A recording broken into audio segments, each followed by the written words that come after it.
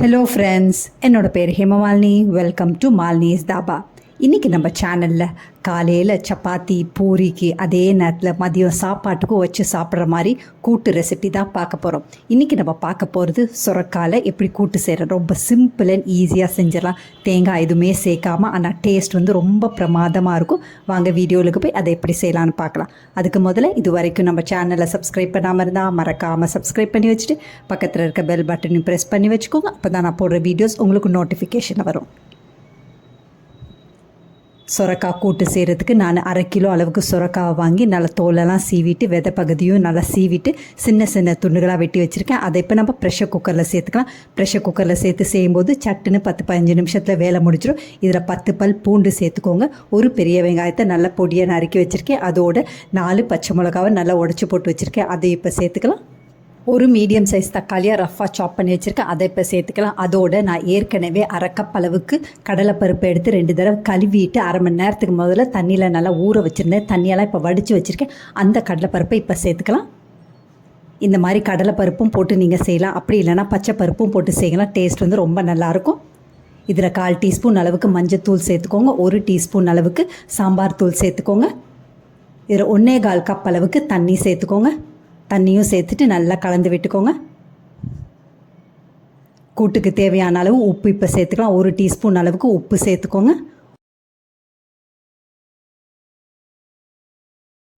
உப்பை சேர்த்த பிறகு நல்லா கலந்து விட்டுக்கோங்க. இந்த மாதிரி நல்லா கலந்து விட்டுட்டு ஃப்ளேமை வந்து மீடியம் டு ஹையில் வச்சுக்கோங்க. வச்சுட்டு ப்ரெஷர் குக்கர் மூடியும் போட்டு வெயிட்டை போட்டு 2 விசில் வர வரைக்கும் வெயிட் பண்ணலாம். அதுக்கு பிறகு அடுப்பை ஆஃப் பண்ணிடுங்க. ஆஃப் பண்ணிவிட்டு ப்ரெஷர்லாம் நல்லா ரிலீஸ் ஆனோன்னு நம்ம ஓப்பன் பண்ணி பார்த்துடலாம். இது அப்படியே இருக்கட்டும். இப்போ 2 விசில் வந்துருச்சு, ப்ரெஷரும் நல்லா ரிலீஸ் ஆயிடுச்சு. இப்போ ஓப்பன் பண்ணிடலாம். இப்போ பாருங்கள், பருப்பும் நல்லா மலர்ந்து வெந்திருக்கு. அதே நேரத்தில் சுரக்காவும் நல்லா மலர்ந்து வெந்திருக்கு. ரொம்ப குலையவும் இல்லை, அதே நேரத்தில் வேகாமையும் இல்லை. இந்த மாதிரி கரண்டியை வச்சு நல்லா மசிச்சு விட்டுக்கோங்க. அங்கங்கே முத்து முத்தாக இருக்கிறது லேசாக மசிச்சு விட்டுக்கோங்க. அப்போ வந்து கூட்டு வந்து நல்லா திக்காக இருக்கும். சாதத்தில் பிசைஞ்சு சாப்பிடும்போது அதே நேரத்தில் சப்பாத்தியில் தொட்டு சாப்பிடும்போது டேஸ்ட் ரொம்ப நல்லாயிருக்கும். இது ஒரு பக்கத்துக்கு அப்படியே நல்லா கொதிக்கட்டும். இன்னொரு பக்கத்தில் இதுக்கு ஒரு தாளிப்பு ஒன்று கொடுத்துடலாம்.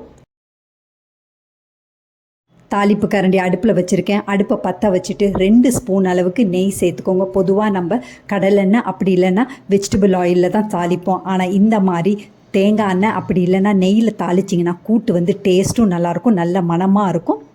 இதில் 2 ஸ்பூன் அளவுக்கு நெய் சேர்த்துக்கோங்க. நெய் நல்லா சூடானோன்னு 1 டீஸ்பூன் கடுகு, 1/2 டீஸ்பூன் சீரகம், 1/2 டீஸ்பூன் உளுந்து சேர்த்து இதெல்லாம் நல்லா பொரிஞ்சோன்னு 2-3 காஞ்ச மிளகாவை நல்லா கிள்ளி போட்டு சேர்த்துக்கோங்க. அதோட கொஞ்சமாக கருவேப்பிலை, 1/4 டீஸ்பூன் அளவுக்கு பெருங்காயம். இது எல்லாமே நல்லா பொரியட்டும். இந்த மாதிரி நல்லா பொரிஞ்சோன்னே இது ஒரு பக்கத்துக்கு எடுத்து வச்சிடலாம்.